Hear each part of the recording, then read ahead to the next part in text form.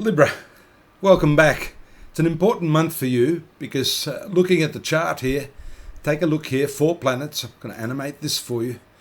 The 9th house, which is often not given as much credit as should be given to it, because it is the zone in your horoscope relating to your value system.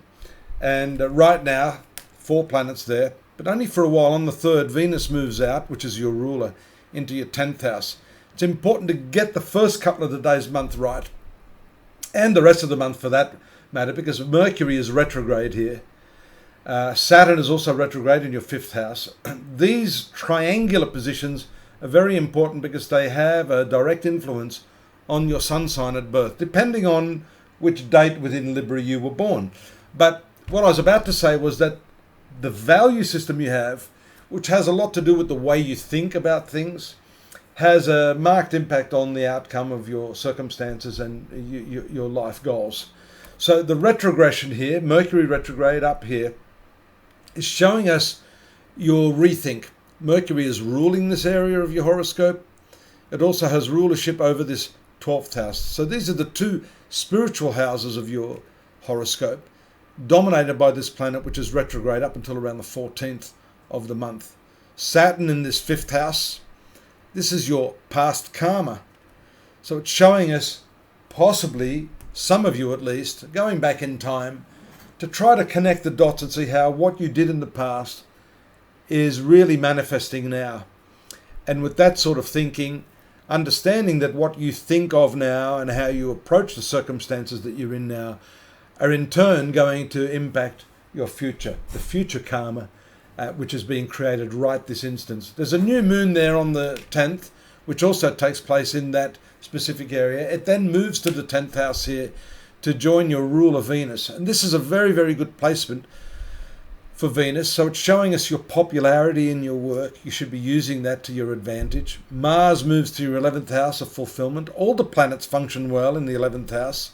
You're a little bit impulsive there when the moon makes contact with Mars on the 14th.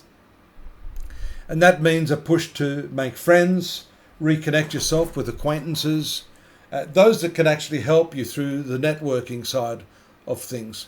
You do have some frustration, though, I must say, and that's shown by, Libra, the opposition here of Mars to Saturn.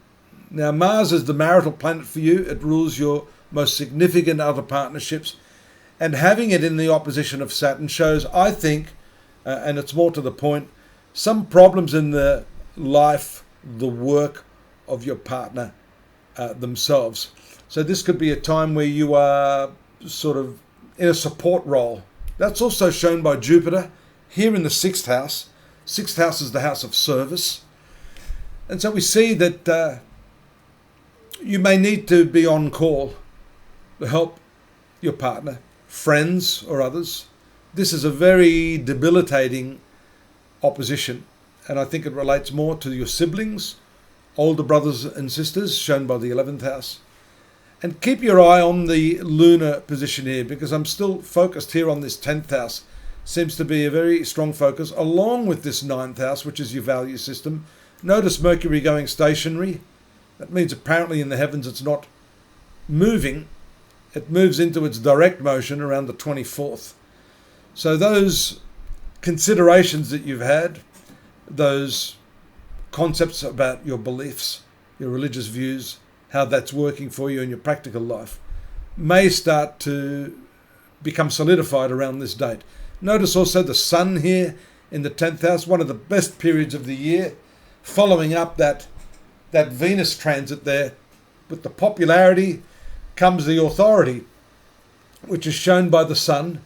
And you can indeed, around that full moon that we saw there, we just passed it, around the 25th, 26th, giving some even greater power to your career sector. The reason for that is because your career is ruled by the sign of Cancer, and the moon is the ruler of Cancer. And so down here, where it was being full, it was casting its influence back on its own sector. Now, the other thing is that the moon gets what we call directional strength. So it's a very powerful lunar position this month for you, and I think one in which you should use all of your best efforts to improve your career.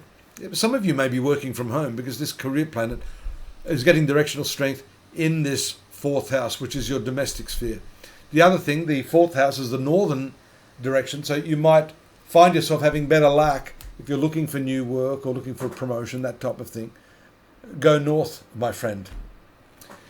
So there you have it. That's the synopsis for the month of June. There's more for you to be had in the text form at astrology.com.au. I'm going to transcribe this so you can actually see what I've said. Excuse some of the spelling errors. We use a bit of AI on that just to pump it out pretty quickly. And we've got the weeklies there. I'm doing 4 of those a month, so you can supplement what I'm saying here along with the dailies and the monthly readings as well. So that's at astrology.com.au. Drop me a line, subscribe.